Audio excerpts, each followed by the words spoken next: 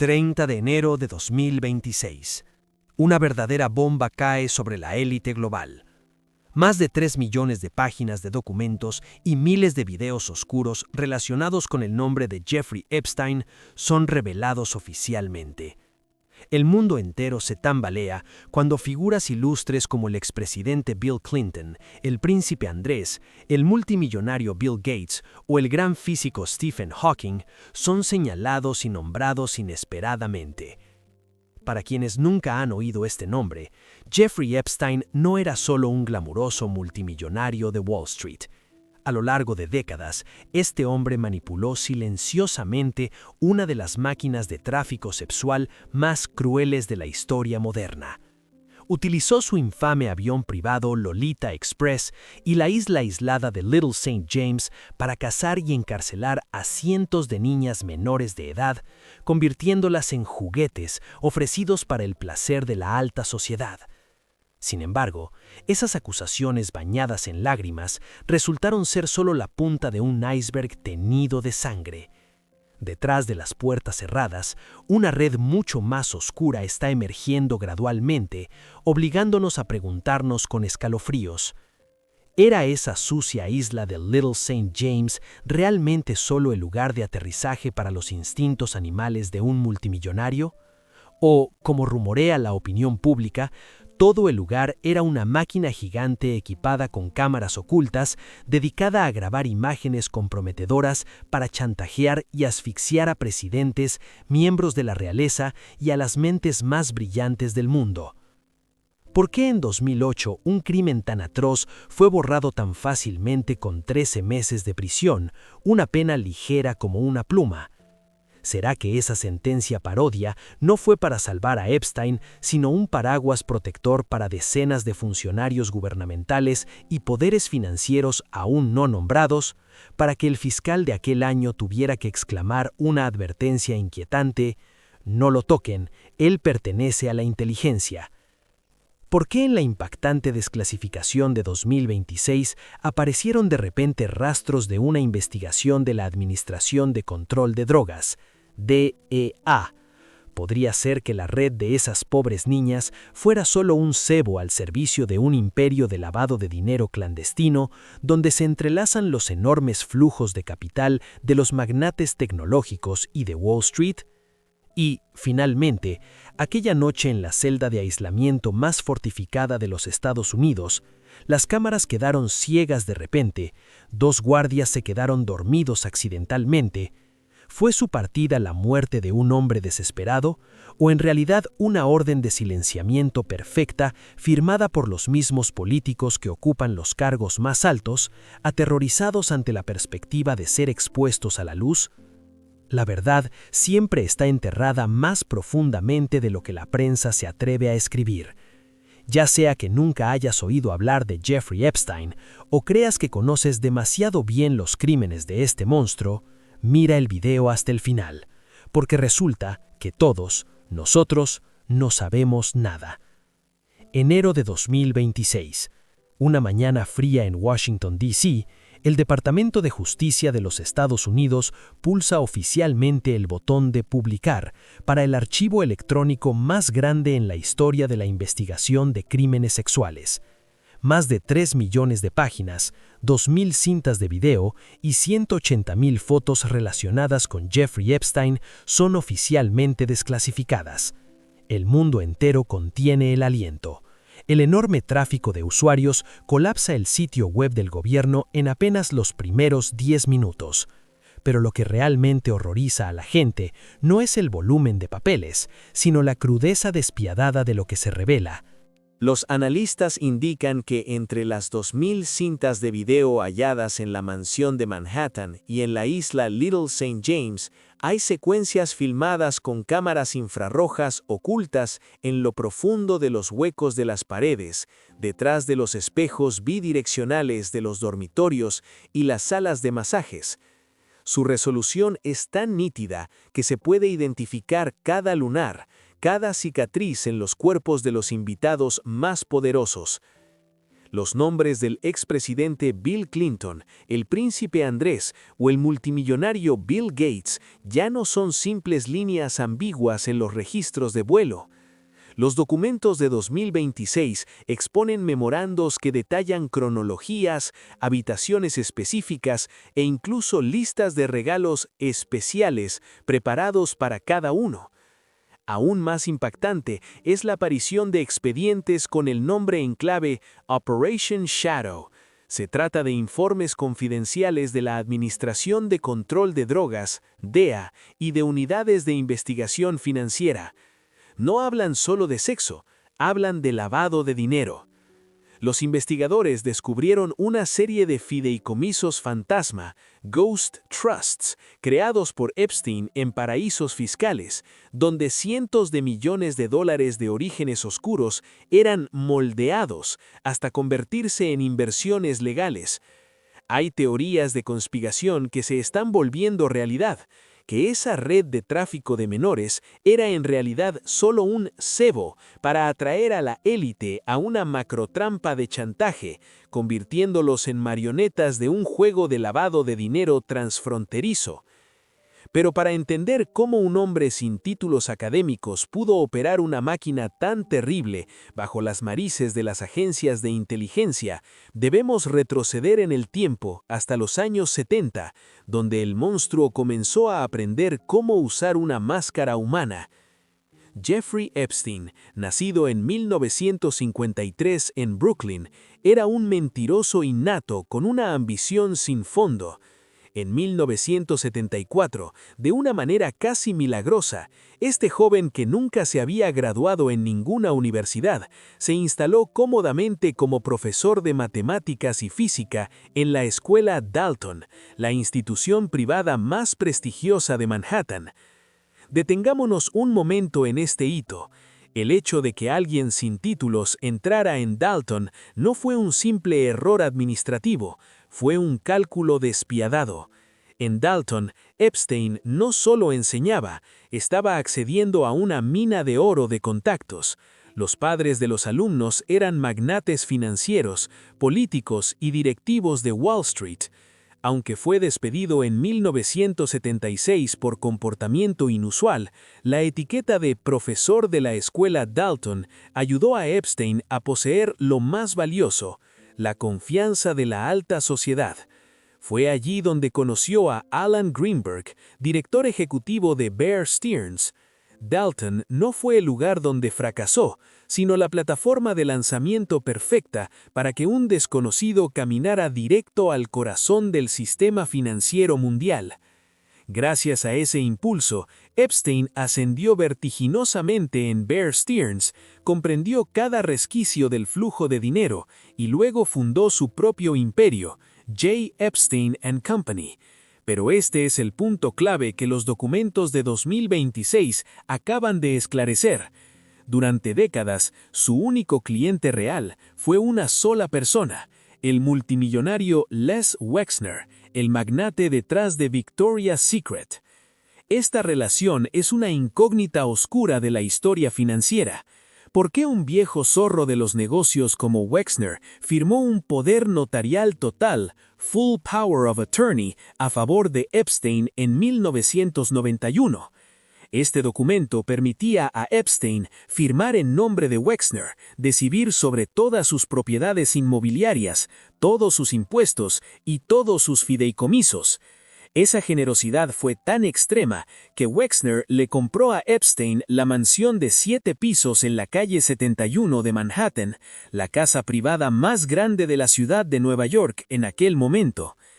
¿Acaso desde entonces Epstein no solo gestionaba el dinero de Wexner, sino también secretos inconfesables, convirtiendo a Wexner en el primer ladrillo de la base de la futura red de lavado de dinero? Fue precisamente en esa lujosa mansión regalada donde comenzó la tragedia de cientos de almas pequeñas. Observemos el año 1996. Este es el momento fatídico que aparece la joven pintora Maria Farmer. Maria tenía entonces 26 años, era bella y estaba llena de aspiraciones. Epstein actuó como un generoso mecenas de las artes, comprando sus cuadros para ganarse su confianza. A su lado siempre estaba Ghislaine Maxwell, la mujer de sangre aristocrática británica que interpretaba el papel de una cálida hermana mayor para desborrar cualquier barrera de defensa de la víctima. En el verano de 1996, Maria fue invitada a la mansión de Wexner en Ohio para trabajar. Allí, la máscara de Epstein cayó. Maria fue retenida, privada de medios de comunicación y agredida sexualmente repetidamente por Epstein y Maxwell. Cuando Maria escapó y acudió a denunciar a la policía de Nueva York y al FBI en ese mismo año, 1996, entregó una lista detallada de otras víctimas, incluyendo a su hermana de 15 años, Annie Farmer. Ella entregó a la justicia la primera llave para detener este desastre desde su origen, pero... Silencio absoluto. El expediente de la sangrienta denuncia de Maria Farmer fue arrojado a un cajón del FBI y permaneció allí pudriéndose durante más de 20 años. Fue esta negligencia despiadada la que permitió que el demonio extendiera sus tentáculos por todo el mundo, comprando además la isla Little St. James y el avión privado Lolita Express. Los documentos desclasificados de 2026 plantean una pregunta letal. ¿Por qué en 1996, cuando Epstein aún no tenía poder global, las agencias de la ley cerraron los ojos? ¿Será que el escudo que lo protegía no estaba construido con dinero, sino con oscuras operaciones de lavado de dinero para las mismas fuerzas que dirigían el gobierno? La impotencia de Maria Farmer fue solo la primera gota de sangre en el lodo, porque a sus espaldas las puertas de la isla del diablo, Little St. James, apenas comenzaban a abrirse, preparándose para recibir a los invitados más poderosos del mundo en una máquina de triturar seres humanos, donde el honor de los grandes hombres quedaría enterrado para siempre en las cintas de las cámaras ocultas. Si la mansión de Manhattan era donde Epstein tejía su red sobre la élite, la isla de Little St. James, también conocida por el escalofriante nombre de Isla Pedófila, era el lugar donde su maquinaria de depredación multinivel funcionaba de la manera más brutal. Para comprender la magnitud de esta red, debemos observar cómo Epstein y Ghislaine Maxwell establecieron un proceso de reclutamiento que los fiscales describirían más tarde como un modelo multinivel del crimen. Comenzando a finales de los años 90 y explotando con fuerza en el periodo 2001-2005, Epstein no cazaba solo. Utilizaba una red de subordinados, encabezada por Maxwell, para acercarse a jóvenes que se encontraban en su edad más vulnerable. La estratagema era siempre un guión perfecto. Maxwell, con la apariencia de una dama de la alta sociedad culta, abordaba a las chicas en centros comerciales, escuelas secundarias o salones de manicure en Palm Beach. Prometía un trabajo ligero y bien pagado como masajista para un multimillonario de las finanzas. Una vez que la presa ponía un pie en la mansión, la trampa se cerraba. Tomemos el caso de Virginia Giuffre, la víctima icónica que derribó la reputación del príncipe Andrés. En el año 2000, Virginia era solo una niña de 16 años que trabajaba en el complejo Mar-a-Lago. Maxwell se le acercó y la atrajo a la red con promesas de un futuro brillante. Pero en realidad, Virginia fue convertida en una esclava sexual en toda regla. Fue obligada a servir a Epstein y luego fue transferida como una mercancía para servir a invitados VIP en la isla de Little St. James. ¿Cómo funcionaba este modelo multinivel del crimen? Este es el punto más repugnante del guión de Epstein. Pagaba a las víctimas una bonificación, generalmente de unos pocos cientos de dólares, por cada nueva amiga que lograran atraer a la red. Esto creaba una espiral enfermiza. Las víctimas, por miedo o necesidad extrema, terminaban convirtiéndose involuntariamente en depredadoras para el mismo hombre que las atormentaba. En 2002, las hermanas Farmer, Maria y Annie, proporcionaron estremecedores testimonios sobre cómo Epstein utilizaba su poder financiero para silenciar. No solo usaba dinero, usaba el aislamiento. En la isla de Little St. James, los teléfonos eran confiscados y los pasaportes controlados. En medio del océano inmenso, las jóvenes perdían por completo la capacidad de resistencia. Los documentos desclasificados de 2026 añaden un detalle espeluznante. Se instalaron dispositivos inhibidores de señal alrededor de la isla para asegurar que ninguna petición de auxilio pudiera salir al exterior. Mientras las víctimas sufrían en la oscuridad, en el cielo, el avión privado Lolita Express seguía realizando regularmente vuelos intercontinentales. Los registros de vuelo públicos muestran coincidencias cronológicas asombrosas. Febrero de 2002, un vuelo que llevaba a Bill Clinton con una comitiva hacia África. 2001 a 2003, una serie de vuelos que transportaban a políticos y multimillonarios a la isla aislada. ¿Por qué la élite era tan ciega? ¿Acaso no sabían lo que ocurría detrás de los cocotreros de la isla? El análisis de los registros financieros de 2026 revela una verdad cruda. Epstein gastó millones de dólares para mantener el silencio de empleados y guardias. Pero lo más importante es que convirtió el silencio de la alta sociedad en una forma de moneda. Cuando un invitado VIP ponía un pie en la isla, no venía solo de vacaciones. Entraba en un set de filmación previamente montado. Cámaras ocultas en estatuas, en detectores de humo y detrás de espejos bidireccionales grababan cada uno de los actos más depravados. Este era el sistema Compromat, chantaje mediante imágenes comprometedoras.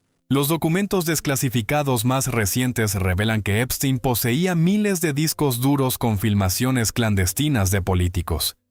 Esto explica por qué, a pesar de que los informes sobre la conducta de Epstein ya estaban en los escritorios de la policía de Palm Beach desde 2005, esta maquinaria pudo seguir operando sin problemas durante muchos años más. La ceguera de los magnates de Wall Street, como Leon Black, o de grandes bancos como JP Morgan Chase, no fue accidental. Fue una complicidad calculada. Mantuvieron el flujo de dinero hacia Epstein y, a cambio, Epstein les garantizaba seguridad frente a las cintas de video letales. El resplandor brillante de Epstein se construyó sobre la podredumbre moral y el dolor profundo de jóvenes mujeres. Pero cuando la máscara comenzó a agrietarse en 2005, el hombre en las sombras ya tenía preparada una carta de inmunidad que nadie podría haber imaginado. Año 2005. El sol resplandeciente de Palm Beach, Florida, ya no tenía fuerza suficiente para ocultar los rincones oscuros y podridos dentro de la mansión costera de Jeffrey Epstein. Un enfrentamiento histórico entre policías diligentes y un gigantesco sistema de poder comenzó oficialmente a partir de una denuncia aparentemente sencilla. Quien recibió ese expediente fue el jefe de policía Michael Reiter, un hombre íntegro que no tenía idea de que estaba tocando una granada sin el seguro. Una madre angustiada acudió a él, denunciando que su hija de 14 años había sido abusada por un vecino multimillonario. Bajo la dirección de Reiter, el detective Joseph Recarey llevó a cabo una redada sin precedentes en la mansión de Epstein. Lo que Recarey encontró dentro de esa fortaleza era suficiente para dar náuseas a cualquiera. Largas listas con los nombres de decenas de chicas jóvenes, álbumes de fotos comprometedoras cuidadosamente organizados, y un sistema de cámaras de vigilancia inusualmente denso, dispuesto más como una estación de recolección de inteligencia que como una residencia privada. Recarey logró recopilar los testimonios de más de 30 víctimas. El expediente de la policía de Palm Beach en ese momento era lo suficientemente grueso como para enviar a Epstein a cadena perpetua decenas de veces. Sin embargo, justo cuando parecía que la justicia había agarrado por el cuello al criminal, un tentáculo de pulpo, invisible, comenzó a apretar. Jeffrey Epstein no se quedó mirando. Despilfarró millones para contratar a un ejército de los abogados más duros de Estados Unidos, encabezado por Alan Dershowitz, un viejo zorro legal especializado en los casos de los superricos. Dershowitz y sus cómplices no solo contrademandaron a la policía, sino que iniciaron una campaña sucia. difamar a niñas de 14 y 15 años, convirtiendo a las víctimas en cazafortunas, con el fin de desestabilizar a los investigadores. Pero el vuelco más terrible no provino de un tribunal, sino de una oficina cerrada del gobierno. Alexander Acosta, fiscal federal del Distrito Sur de Florida, era el encargado de administrar justicia. En lugar de ponerse del lado de las niñas pisoteadas, Acosta tomó una decisión que dejó atónita a toda la historia judicial de Estados Unidos. Un acuerdo de no procesamiento, NPA, por sus siglas en inglés, fue firmado en secreto en 2008 entre el gobierno y el equipo legal de Epstein. Escuchen atentamente los términos de este acuerdo diabólico. Jeffrey Epstein, un traficante sexual de decenas de menores, solo tendría que cumplir una condena de 13 meses en la cárcel del condado de Palm Beach. Pero aquello no era una prisión. Disfrutó del régimen de work release, libertad condicional para trabajar, lo que significaba que cada día se le permitía salir de su celda durante 12 horas para ir a su oficina privada a trabajar, regresando solo por la noche para dormir. Epstein estuvo en la cárcel como si estuviera de vacaciones en un hotel de lujo con guardias. Aún más repugnante, este acuerdo también incluyó una cláusula sin precedentes: inmunidad de procesamiento para todos los cómplices anónimos de Epstein. Esto significaba que todos los nombres poderosos que alguna vez pisaron la isla de Little St. James, todos los que alguna vez participaron en este crimen, estarían protegidos para siempre por la firma de Acosta. La justicia había sido oficialmente comprada y vendida frente a los ojos de las víctimas. La indignación alcanzó su punto máximo cuando víctimas como Courtney Wild o Virginia Giuffre se dieron cuenta de que habían sido traicionadas por el mismo sistema en el que más confiaban. Ni siquiera fueron informadas de este acuerdo hasta que ya estuvo finalizado.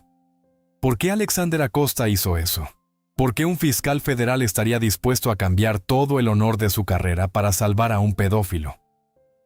Años más tarde, cuando el asunto salió a la luz, Acosta soltó una explicación que daría escalofríos a cualquiera. Me dijeron que Epstein estaba por encima de mi nivel salarial.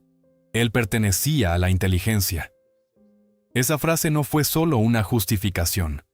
Fue una admisión escalofriante de la verdadera posición de Epstein. No era solo un multimillonario enfermo. Era un activo, protegido por fuerzas que estaban fuera del alcance de la ley ordinaria. El análisis de la impactante desclasificación de 2026 arroja aún más luz sobre esta anomalía.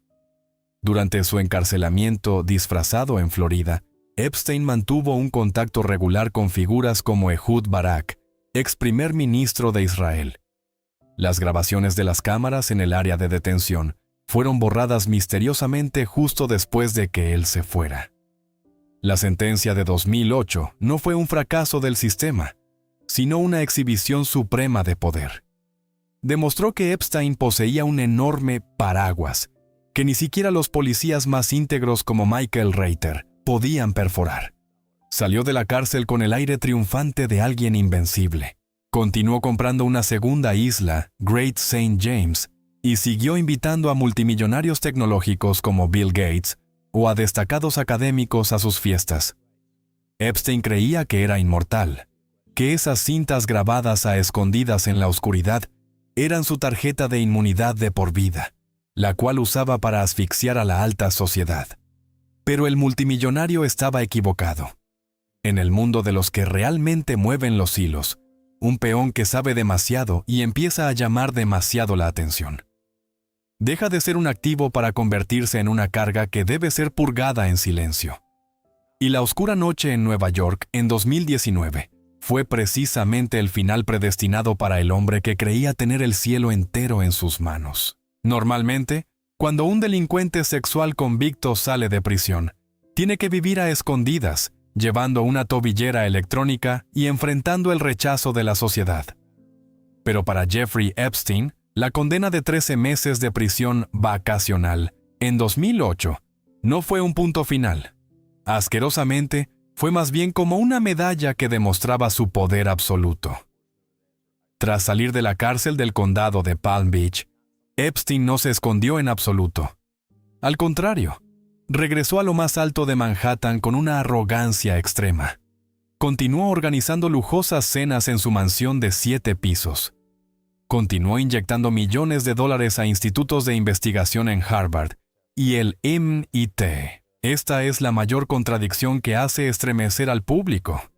¿Por qué alguien etiquetado oficialmente como pedófilo seguía siendo recibido con alfombra roja por la élite?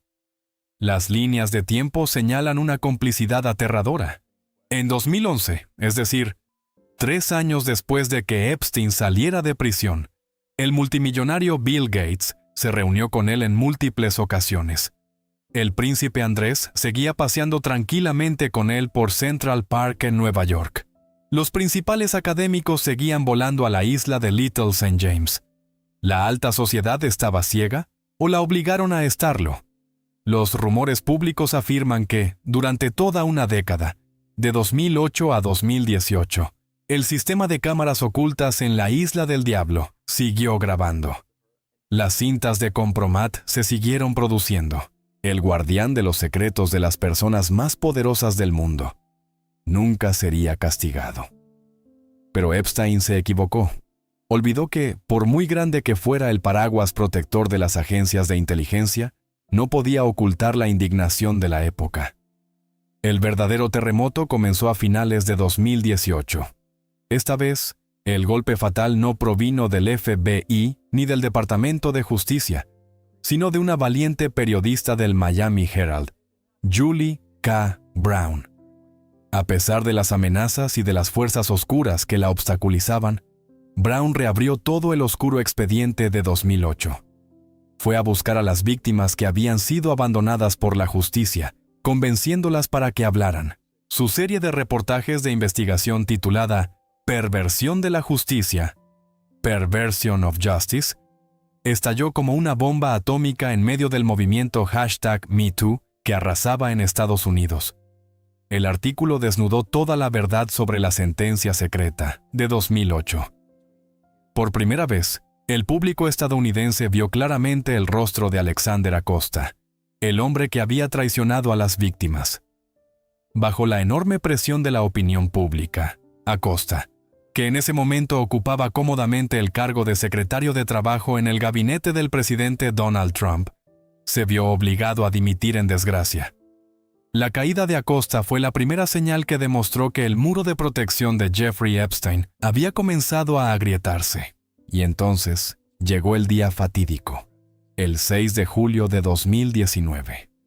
Cuando el jet privado de Epstein acababa de aterrizar en el aeropuerto de Teterboro en Nueva Jersey, tras un viaje desde París, él bajó con el porte de un rey. Pero lo que le esperaba esta vez no eran limusinas con alfombra roja. Las fuerzas del FBI y la policía de Nueva York ya estaban esperando. Epstein fue esposado en la misma pista de aterrizaje. Esta vez, los cargos eran de tráfico sexual de menores a nivel federal, un delito que podría hacerle pudrirse en la cárcel hasta 45 años. Inmediatamente, el FBI llevó a cabo una redada a gran escala en la fortaleza de la calle 71 en Manhattan.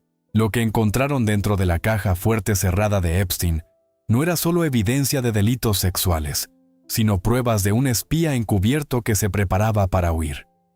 La policía encontró enormes fajos de dinero en efectivo, diamantes brillantes y un pasaporte falso con nacionalidad austriaca, con la foto de Epstein, pero bajo otro nombre, y con una dirección de residencia registrada en Arabia Saudita. Y lo más espeluznante, encontraron CDs y discos duros de computadora etiquetados con los nombres de las chicas, acompañados de notas detalladas. El entonces fiscal federal del Distrito Sur de Nueva York, SDNY, Jeffrey Berman, se puso de pie y declaró firmemente: «Esta vez no habrá ningún acuerdo». Epstein se le negó la fianza. El arrogante multimillonario fue metido oficialmente en una celda en el Centro Correccional Metropolitano, MCC, en Manhattan, a pesar de que su equipo de abogados arrojó frenéticamente decenas de millones de dólares para solicitar su libertad bajo fianza. Pero fue en este preciso momento cuando comenzaron a aparecer una serie de contradicciones y lagunas letales sentando las bases para las teorías de conspiración más impactantes. El público se vio obligado a detenerse y deducir. ¿Por qué un sistema que había protegido a Epstein durante los últimos 15 años de repente le dio la espalda? Existen sospechas de que, en 2019, Epstein ya no era un activo de inteligencia útil. Su maquinaria de chantaje, Compromat, había crecido hasta descontrolarse, y él mismo se había convertido en una bomba de relojería que amenazaba directamente la vida política de quienes estaban entre bastidores. El pasaporte falso con nacionalidad austriaca, encontrado por el FBI, era la prueba de que Epstein había presentido que estaba a punto de ser descartado y buscaba una forma de huir al extranjero. No fue arrestado porque el sistema judicial de repente se volviera limpio. La teoría de conspiración más aterradora susurraba que Epstein fue capturado y llevado a la prisión del MCC para que el sistema pudiera controlar fácilmente su silencio. En esa oscura celda de aislamiento, Epstein seguramente entendía las reglas del juego. Tenía en sus manos cientos de nombres de John Doe y miles de cintas de video. Pensó que podría usarlos para negociar una sentencia leve como en 2008. Pero no sabía que, cuando un peón ya no tiene valor de uso, el jugador de ajedrez no negocia, lo quita del tablero. Y ese fue exactamente el momento en que la oscuridad más cruel del poder se preparó para engullir la celda número 9. Julio de 2019. La puerta de la celda del Centro Correccional Metropolitano, MCC, se cerró de golpe a espaldas de Jeffrey Epstein. Por primera vez en su vida, el arrogante multimillonario probó el sabor de perder el control. Pero fuera de los muros de esa prisión, un pánico extremo comenzaba realmente a extenderse entre la élite global. Estaban aterrorizados, porque Epstein no actuaba solo. Él era solo el centro de una gigantesca red de tentáculos, un ecosistema criminal alimentado por el dinero, el poder y la complicidad. Y de pie, justo a su lado, sosteniendo la mitad de este cielo oscuro, estaba la mujer más peligrosa del mundo, la Madame de la alta sociedad, Ghislaine Maxwell. Para entender cómo esta máquina depredadora funcionó sin problemas durante décadas, debemos abrir el expediente de esta mujer. Ghislaine no era una víctima manipulada, ni tampoco solo una novia cazafortunas. Los fiscales la llamaron la directora ejecutiva, CEO, de esta cruel red. El origen de Ghislaine Maxwell es en sí mismo una historia impregnada de espionaje y conspiración. Ella era la hija consentida de Robert Maxwell, un magnate de los medios británico, sospechoso de ser un triple agente, trabajando para la inteligencia británica MI6, el Mossad israelí y la KGB soviética. Aterradoramente, Robert Maxwell también murió de forma muy misteriosa al caer de su lujoso yate en 1991, llevándose miles de millones de dólares en deudas e innumerables secretos de Estado al fondo del océano. Al crecer en una familia acostumbrada a la mentira y al poder en la sombra, Ghislaine llevó ese ADN manipulador a Estados Unidos y conoció a Epstein. Fue ella quien estableció el modelo de depredación multinivel. Bajo la apariencia de una aristócrata elegante, se acercaba a jóvenes pobres y les prometía un futuro brillante. Les enseñaba cómo servir a Epstein, normalizando actos depravados y convirtiéndolas en marionetas obedientes. Sin Ghislaine, la máquina de Epstein nunca habría podido encontrar un suministro tan abundante de víctimas. Pero Ghislaine Maxwell era solo la punta del iceberg de la complicidad. Miremos a los gigantescos superbancos de Wall Street. ¿Por qué un sistema financiero con estrictas barreras de control permitiría que decenas de millones de dólares en efectivo fluyeran a través de las cuentas de Epstein para pagar a las víctimas durante todos esos años? Demandas históricas y documentos desclasificados han nombrado directamente a JP Morgan Chase y Deutsche Bank, a pesar de una serie de advertencias internas, red flags, sobre retiros inusuales de efectivo y cheques extraños enviados a innumerables mujeres jóvenes. Estos bancos hicieron la vista gorda. Un ejemplo típico es Jess Staley, el poderoso ex CEO del banco Barclays, quien tuvo una relación sumamente estrecha con Epstein cuando era alto ejecutivo en JP Morgan. Miles de correos electrónicos intercambiados entre ellos han demostrado una verdad cruel. Para Wall Street, la moral no existe. Las ganancias y las relaciones de poder que Epstein aportaba eran demasiado grandes para que pudieran rechazarlas. Los bancos no solo le guardaban el dinero, financiaban sus crímenes. Y luego, la lista de cómplices extendía sus tentáculos hasta las torres de marfil del mundo académico. Los documentos de 2026 profundizan una vez más en las donaciones de decenas de millones de dólares que Epstein hizo a científicos y a los principales institutos de investigación como Harvard o el MIT. ¿Cuál era el propósito? Blanquear su reputación. Compró el silencio y el respeto de la intelectualidad para transformarse de un pedófilo a un ilustre mecenas de la ciencia. Todos esos nombres, desde multimillonarios tecnológicos y banqueros, hasta académicos y políticos. Ellos eran los que estaban sudando frío cuando Epstein fue arrojado a la celda número 9 en agosto de 2019. Sabían que Epstein era un narcisista y sumamente astuto. Nunca aceptaría pudrirse en la cárcel solo. Tenía en su poder listas de vuelos, registros de invitados y, lo más espeluznante, las cintas de compromat. Con la presión de una condena federal de hasta 45 años de prisión, que Epstein abriera la boca y usara los secretos de los altos mandos para negociar una reducción de condena. Era solo cuestión de tiempo. Sin embargo, el sistema oculto se adelantó un paso. A finales de julio de 2019, Epstein fue encontrado inconsciente en su celda con misteriosas marcas en el cuello. Inmediatamente fue puesto bajo vigilancia de suicidio. Suicide Watch, el nivel de seguridad más alto del sistema penitenciario estadounidense, donde era monitoreado estrictamente las 24 horas del día, los 7 días de la semana. Pero entonces, una cadena de eventos inimaginables, plagada de fallos letales, comenzó a activarse. Tras menos de 2 semanas, una decisión caída del cielo eliminó a Epstein de la lista de vigilancia de seguridad especial. Su compañero de celda fue trasladado repentinamente a otro lugar. Y en la fatídica noche del 9 de agosto de 2019, Jeffrey Epstein se quedó completamente solo en la oscuridad. ¿Estaba esperando un milagro de sus abogados? ¿O estaba temblando porque sabía que el limpiador estaba a punto de aparecer? Eso ya no se trataba de castigar a un multimillonario culpable. Ese fue el momento en que una sentencia de muerte, el contrato de silenciamiento más cruel en la historia judicial de los Estados Unidos, estaba a punto de ejecutarse.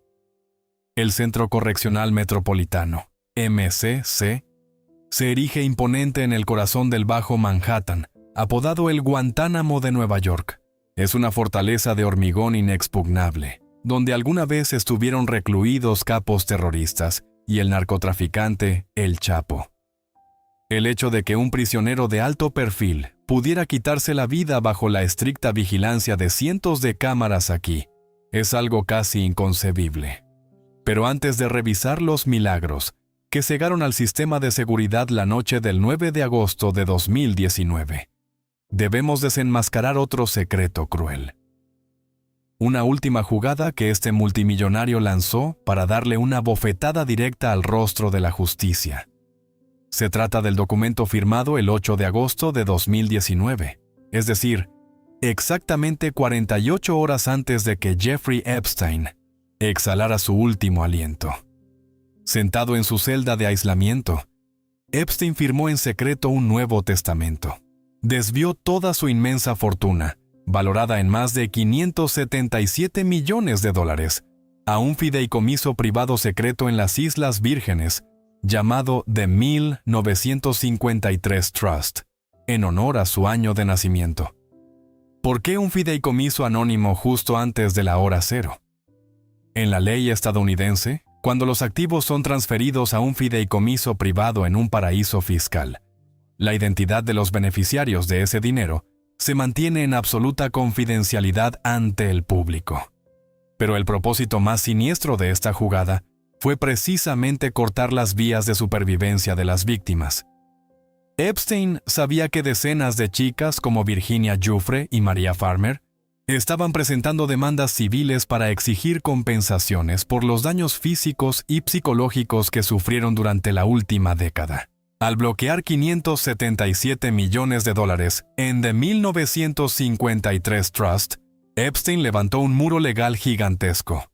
Obligó a las víctimas, quienes ya estaban financieramente exhaustas, a entrar en una batalla legal de años con los abogados más duros del mundo, solo para poder tocar un centavo de compensación. Incluso a punto de morir, ese monstruo aún buscaba la forma de pisotear a las víctimas una vez más. Pero la escalofriante pregunta que surge es, ¿por qué se apresuró a limpiar los libros exactamente el 8 de agosto? ¿Planeó su propio suicidio y quería dejarle el dinero a sus cómplices? ¿O más espeluznante aún? Los titiriteros en la sombra le ordenaron completar los trámites de transferencia de activos antes de enviar a alguien a desconectar el enchufe, justo después de que la fortuna manchada de sangre fuera bloqueada de manera segura. Se activó oficialmente el contrato de silenciamiento. En las siguientes 24 horas, la fortaleza del MSC de repente se paralizó milagrosamente. Primera coincidencia. A pesar de que Epstein había mostrado signos de suicidio unos días antes con marcas en el cuello, un psicólogo de la prisión firmó inesperadamente un documento confirmando que estaba estable y lo eliminó de la lista de vigilancia de seguridad especial. El escudo protector fue despojado. Segunda coincidencia. El compañero de celda de Epstein, un corpulento ex policía, fue trasladado repentinamente a otra celda sin ninguna explicación. El multimillonario que guardaba los secretos del mundo entero, de repente se quedó solo. Tercera coincidencia. Los dos guardias responsables de vigilar la celda esa noche, en lugar de patrullar cada 30 minutos, se sentaron en el escritorio. Navegaron por la web para hacer compras, leyeron noticias deportivas y se quedaron dormidos accidentalmente durante varias horas. Incluso falsificaron firmas en el libro de registro. Y como un milagro para el criminal, las dos únicas cámaras de seguridad que apuntaban a la celda de Epstein se averiaron simultáneamente. En la mañana del 10 de agosto de 2019, Epstein fue encontrado muerto, ahorcado desde una litera baja. El Departamento de Justicia se apresuró a declarar que se trataba de un suicidio. Pero la conclusión forense independiente del doctor Michael Baden, exmédico forense jefe de la ciudad de Nueva York, contratado para supervisar la autopsia, expuso una verdad aterradora. En la garganta de Epstein había hasta 3 huesos fracturados, incluido el hueso hyoides, hyoid bone. En la historia médica, la fractura del hueso hyoides es extremadamente rara en casos de suicidio por ahorcamiento en una posición sentada baja, donde no hay fuerza de caída libre. La fuerza de compresión de una tira de sábana no puede romper 3 huesos cartilaginosos tan duros. Por el contrario, estas fracturas son signos clásicos de estrangulamiento manual o ligadura homicida, homicidal strangulation, con la intención de asesinar. ¿Quién entró en esa celda? ¿Quién estranguló al multimillonario hasta que se le rompieron los cartílagos y luego montó una escena falsa? La muerte de Jeffrey Epstein no fue un castigo de la justicia, fue la liberación perfecta para la élite. Cuando su último aliento se apagó, cientos de magnates de Wall Street, políticos y multimillonarios tecnológicos exhalaron simultáneamente un suspiro de alivio. El libro de la muerte había sido incinerado. La fortuna de $577 millones había sido bloqueada de manera segura. Pensaron que habían ganado. Dejaron a las víctimas desamparadas, mirando desesperadas cómo su enemigo se llevaba toda la verdad a la tumba. Pero no esperaban que la devastadora desclasificación de 2026 desenterraría y reviviría todos esos crímenes. En 2019, cuando el cuerpo de Jeffrey Epstein fue sacado de la prisión del MSC, la élite mundial brindó para celebrar en sus lujosos penthouses ocultos. Creyeron que la muerte del multimillonario había bajado el telón de terciopelo, enterrando para siempre la libreta negra de la muerte, los videos de Compromat y los gritos desesperados de auxilio de cientos de chicas. Creyeron que la fortuna de $577 millones, desviada a la perfección en el último minuto, dejaría a las víctimas exhaustas, haciéndolas rendirse y caer en el olvido. Pero se equivocaron. El criminal puede haber dejado de respirar, pero el fantasma de la verdad nunca muere. El terremoto de la desclasificación de 2026 es el contraataque más devastador que la justicia le ha dado a este sistema de poder. Las más de 3 millones de páginas de documentos expuestas no son solo para satisfacer la curiosidad del público. Son una acusación histórica que desnuda toda la podredumbre de una clase que se autodenomina la élite de la humanidad. Gracias a los incansables esfuerzos de abogados y periodistas de investigación, incluso la fortaleza más sólida tuvo que resquebrajarse. Hemos visto a Ghislaine Maxwell, la Madame, que operaba la máquina de chantaje, quien una vez llevó arrogante sangre aristocrática, finalmente tener que ponerse el uniforme de prisionera con una sentencia de 20 años tras su histórico juicio a finales de 2021. Superbancos como JP Morgan Chase y Deutsche Bank han tenido que inclinar la cabeza, aceptando pagar cientos de millones de dólares en multas por el delito de complicidad al tolerar el flujo de dinero sucio. Y por encima de todo, la luz más brillante en esta oscura historia no proviene de las sentencias, sino de la extraordinaria valentía de las víctimas. Mujeres como Maria Farmer, Virginia Giuffre, Courtney Wild y cientos de otras Jane Doe, anónimas, fueron engañadas y privadas de su dignidad en la mejor edad de sus vidas. El FBI les dio la espalda, fueron traicionadas por fiscales como Alexander Acosta y pisoteadas por testamentos manchados de sangre. Pero ellas absolutamente nunca se quedaron en silencio. Con las manos vacías y heridas sangrantes, se levantaron para enfrentar a uno de los ecosistemas de poder más grandes del planeta, arrancando las máscaras de políticos, miembros de la realeza y magnates financieros. Ellas son las verdaderas heroínas de esta era. Pero amigos, esta guerra aún no ha terminado. En este mismo momento, allá afuera, todavía hay John Does gastando dinero frenéticamente para contratar abogados y ocultar sus identidades de los archivos de 2026. Todavía hay cómplices que viven libremente, ocupando los puestos más altos. La ceguera del sistema judicial en 2008 o la avería accidental de las cámaras de la prisión en 2019 no fueron errores técnicos. Esa es precisamente la forma en que funciona el sistema cuando necesita proteger a los superricos. Jeffrey Epstein no es solo el nombre de un monstruo pedófilo. Es el símbolo más escalofriante que demuestra que, cuando tienes suficiente dinero y tienes en tus manos los sucios secretos del mundo, puedes comprar hasta la justicia. Hasta que el nombre del último invitado VIP en el infame avión Lolita Express salga a la luz. Hasta que quien realmente estuvo detrás del contrato de silenciamiento en la celda del MCC pague por sus crímenes. El caso de Jeffrey Epstein seguirá siendo una mancha imborrable en la justicia moderna. ¿Y tú?